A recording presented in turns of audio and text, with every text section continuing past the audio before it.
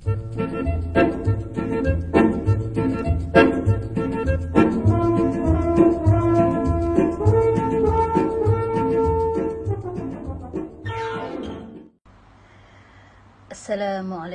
warahmatullahi wabarakatuh.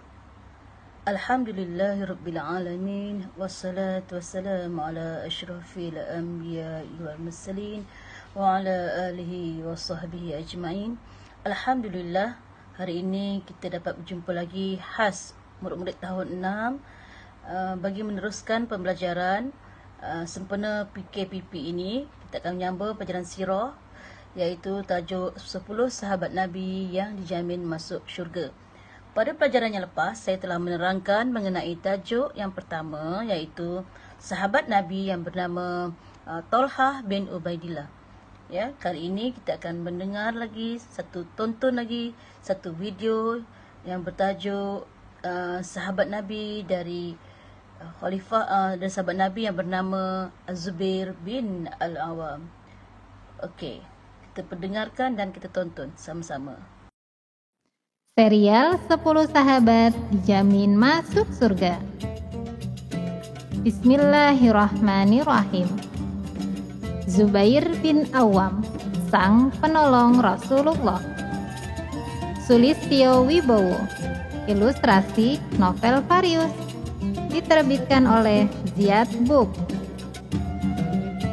Zubair bin Awwam bin Khuwailid Al-Quraisy adalah salah satu dari 10 orang sahabat Nabi yang dijamin masuk surga.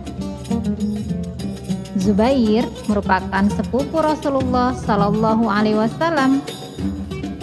Ia juga termasuk as-sabiqul awwalun, golongan pertama yang masuk Islam. Zubair lahir 15 tahun sebelum Rasulullah Sallallahu Alaihi Wasallam diangkat sebagai nabi.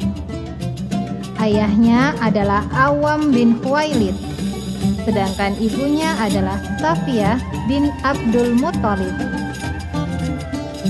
Ayah Zubair meninggal saat Zubair masih kecil, sedangkan ibunya adalah wanita pemberani dan sangat tegas dalam mendidik anaknya.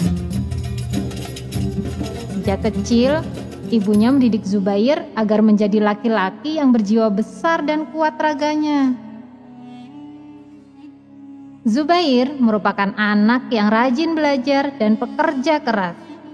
Sejak kecil, ia sudah pandai menunggang kuda. Zubair bin Awwam masuk Islam saat usianya 15 tahun. Ia masuk Islam setelah mendengarkan dakwah dari Abu Bakar As-Siddiq. Sedangkan ibu Zubair masuk Islam langsung dari dakwah Rasulullah Sallallahu Alaihi Wasallam. Ibu Zubair adalah saudara kandung ayah Nabi Muhammad Sallallahu Alaihi Wasallam. Saat awal masuk Islam, Zubair mendapat tentangan dan siksaan dari kaum Quraisy. Namun, hal itu tidak membuatnya meninggalkan agama Islam.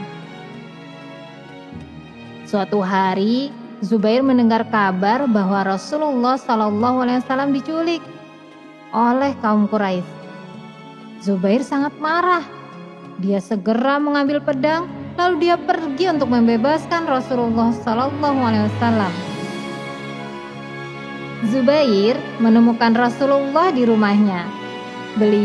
Rasulullah Sallallahu Alaihi Wasallam tersenyum mendengar ceritanya, lalu mendoakan kebaikan untuk Zubair bin Awwam. Saat diperintahkan untuk hijrah, semua sahabat berangkat ke Madinah. Mereka berangkat dengan sembunyi-sembunyi agar tidak diketahui kaum kafir Makkah. Namun, ada 3 sahabat pemberani yang berhijrah secara terang-terangan, yaitu Umar bin Khattab, Hamzah bin Abdul Muthalib, dan Zubair bin Awwam. Zubair mengikuti semua peperangan bersama Rasulullah Sallallahu Alaihi Wasallam. Ia selalu di barisan paling depan. Zubair adalah sahabat yang pertama kali menghunuskan pedang untuk membela Rasulullah Sallallahu Alaihi Wasallam.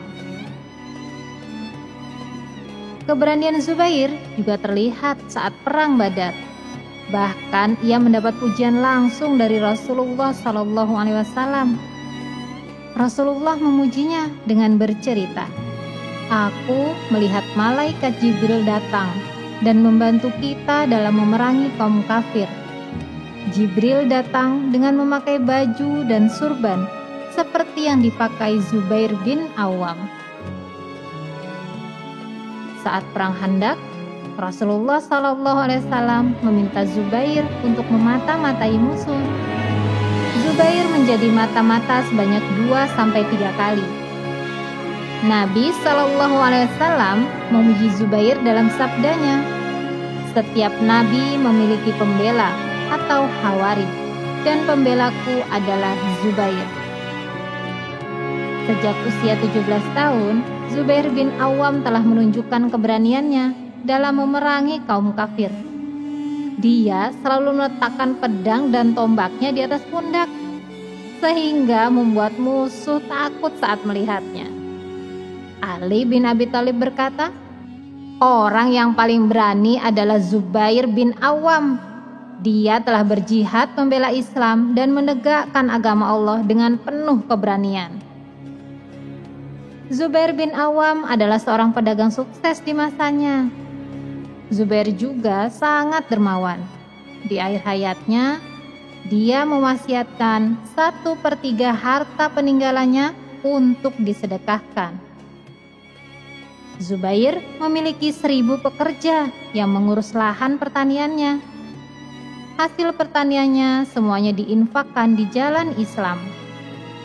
Zubair juga pernah menjual satu rumah seharga 600.000 dinar. Semua hasil penjualannya diinfakkan kepada fakir miskin. Zubair bin Awam juga sukses mendidik anak-anaknya. Anak-anak beliau menjadi orang-orang hebat di zamannya. Abdullah bin Zubair menjadi khalifah. Mus'ab bin Zubair menjadi raja Irak. Sedangkan Urwah bin Zubair adalah ulama yang sangat terkenal di zamannya. Zubair bin Awam meninggal pada usia 64 tahun. Saat pedang Zubair dibawakan kepada Ali, ia berucap, "Demi Allah, inilah pedang yang mulia, yang senantiasa digunakan pemiliknya untuk melindungi Rasulullah dari mara bahaya."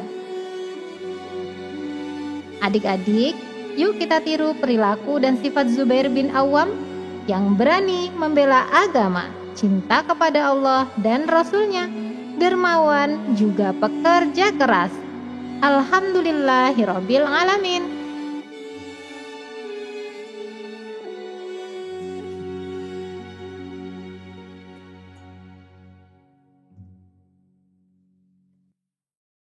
Okey, setelah kita tonton video sebentar tadi, maka kita dapat simpulkan ya, di mana Az-Zubair Al-Awam adalah sahabat Nabi, yang mana beliau ini adalah teman sepermainan bersama Talhah bin Ubaidillah. Mereka ni membesar bersama-sama, dan dia, Zubair Al-Awam dan Talhah adalah banyak persamaannya, iaitu seperti yang pertama, dia sama dari segi keteguhan dia beragama, keimanan dia kepada Allah. Yang kedua, kegagahan dia, keberaniannya, dan juga yang ketiga, keberaniannya dalam menempur di medan perang. Jadi dia dengan Talhah teman sepermainan yang sama membesar dan sama-sama 3 persamaannya, iaitu yang pertama tadi keteguhan beragama, kedua kegagahannya, yang ketiga keberanian mereka. Okey. Dan beliau juga telah dalam video tadi, beliau telah wafat pada umurnya 64 tahun, di mana beliau telah dibunuh, dikam dari belakang oleh seorang sahabat, seorang orang Quraisy, iaitu bernama Amru bin Jarmus, ya. Dan itu sekembalinya Zubair Al-Awam daripada perang Jamal, maka dia telah dibunuh oleh Abdurrahman Amru bin Jarmus. Amru bin Jarmus. Okey. Dari segi keistimewaannya, saya nak menambah sedikit dari video tersebut, iaitu yang pertama, beliau ni berjaya menakluki negeri Syam, iaitu dalam perang Yarmouk.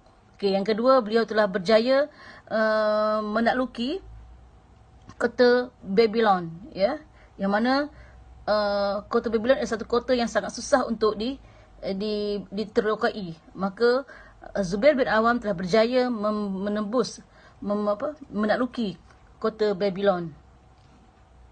Okey, itu sahaja dari penambahan saya, dan diharap kepada murid-murid dapat meneruskan pembelajaran, dan saya akan berlatihan petang nanti dan murid-murid menjawab dengan baik. Semoga berjaya dengan cemerlang. Sekian, wabillahi taufik wal hidayah. Assalamualaikum warahmatullahi wabarakatuh.